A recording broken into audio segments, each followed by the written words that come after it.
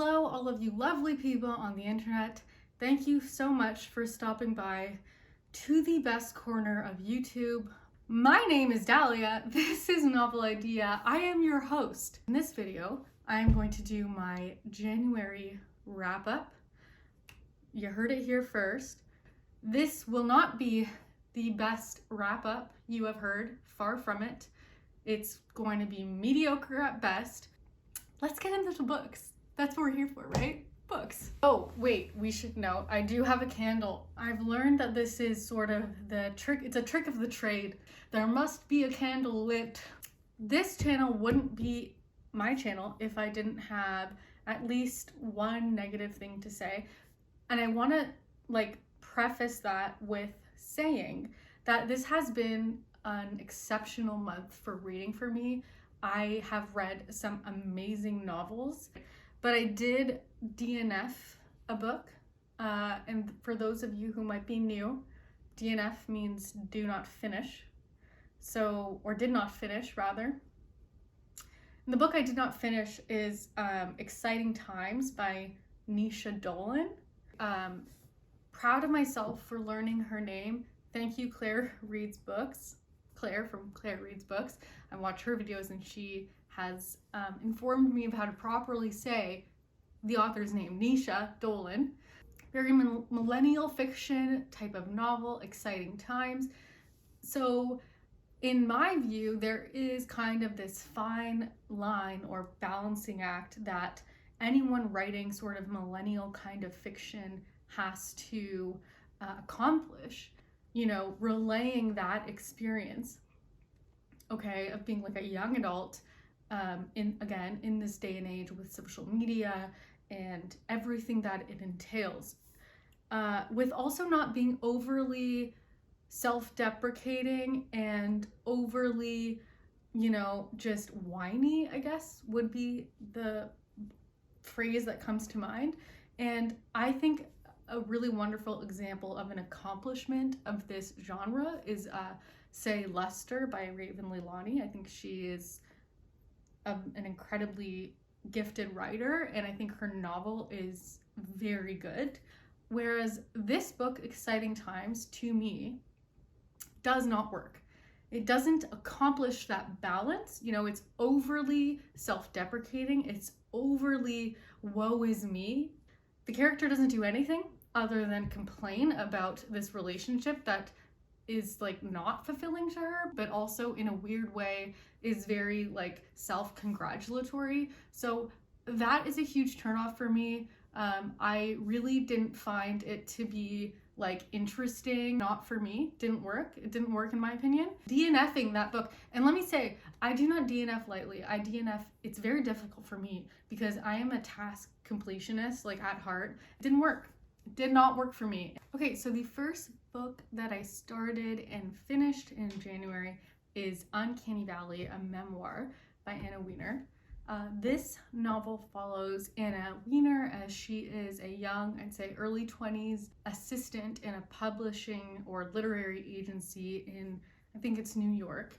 And she is underpaid, kind of undervalued, and she ends up meeting CEOs of a startup that's based out of Silicon Valley.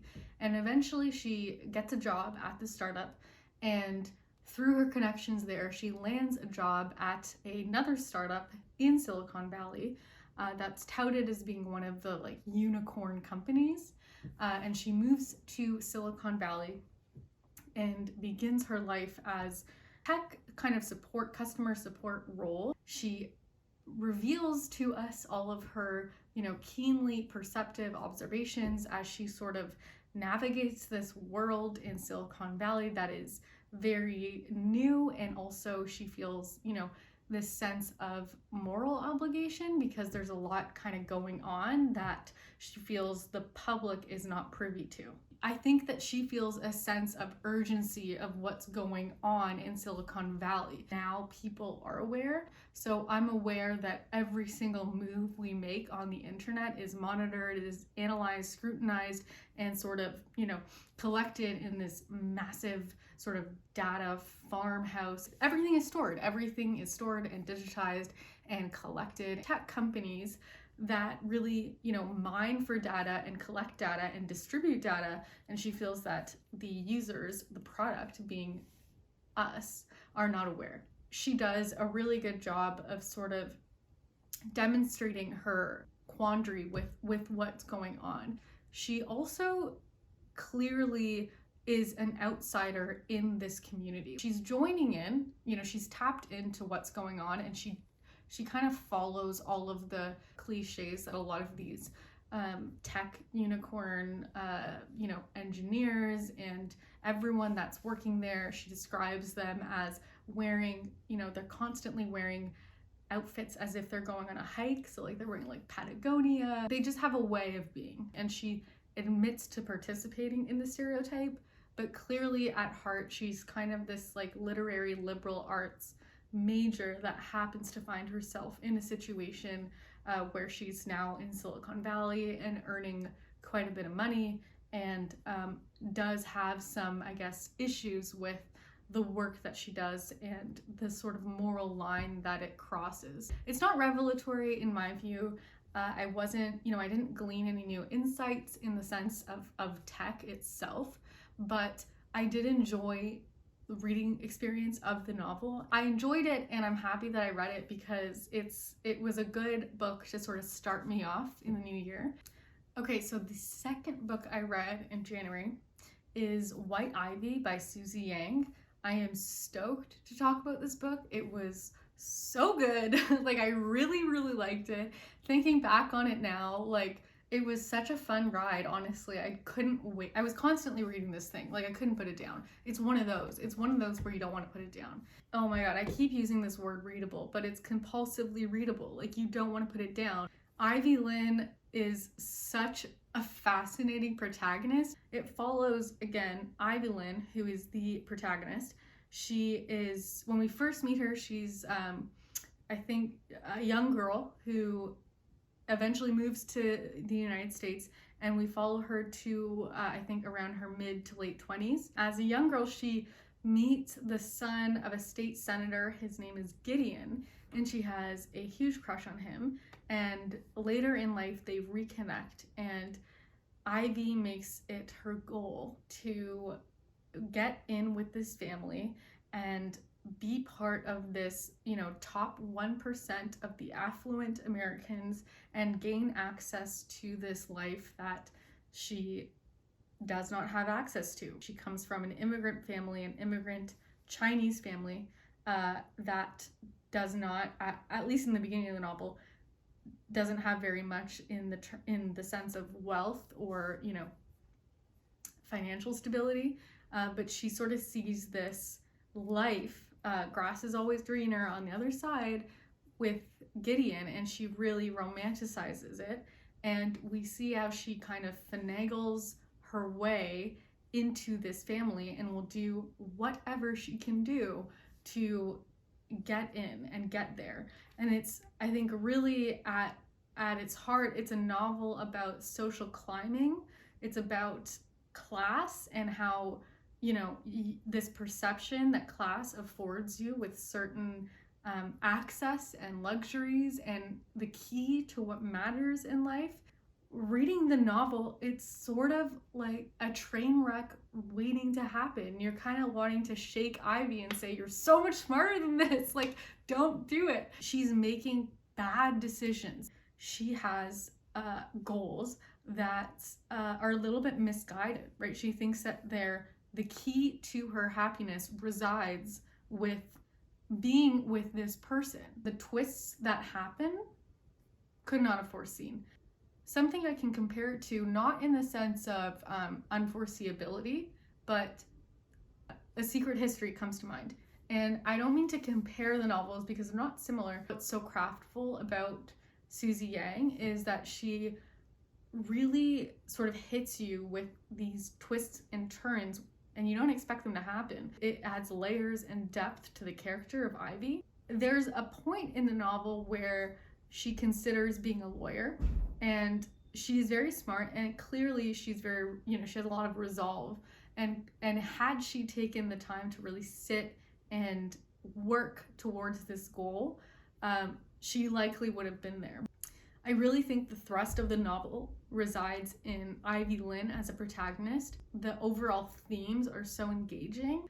There are other relationships besides the one with Gideon that end up having a strong hold and presence in the novel.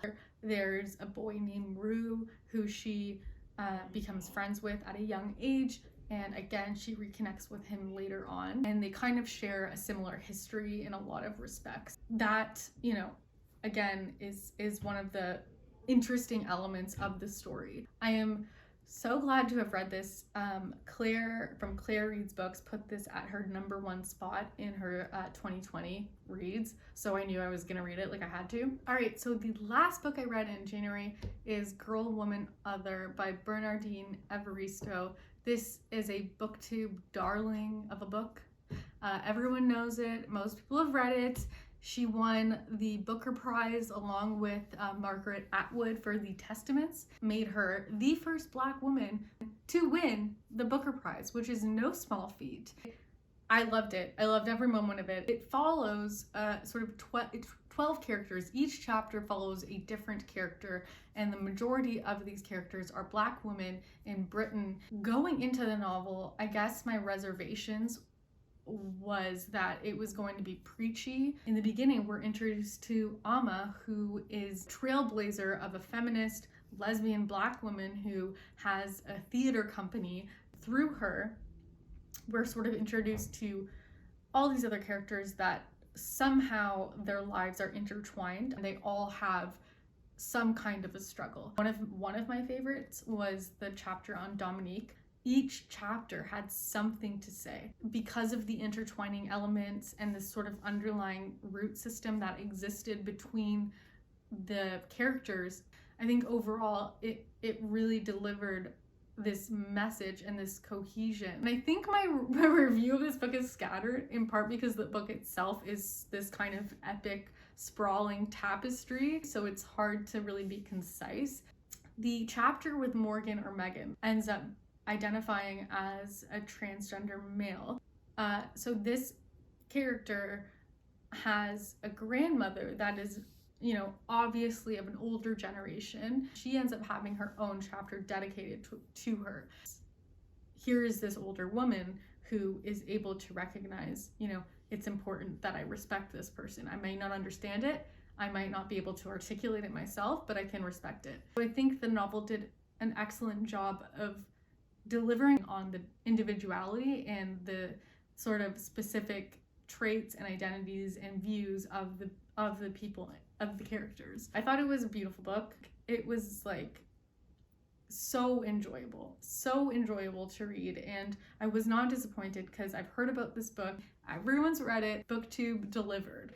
I'm curious to know if anyone has read anything else by Bernardine Evaristo, because I would love to pick up her other book that's called Mr. Loverman, because I think I need to read more of her.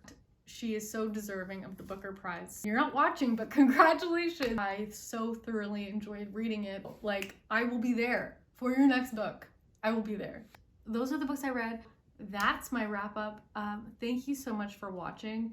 Please do leave a comment, subscribe if you've made it this far. Even if you didn't make it this far, still subscribe. Let me know what you're reading. Let me know what you want to read. Let me know if you end up reading any of the books I mentioned, or if you have read them, what you thought about them. I will catch you in the next video when I get to it.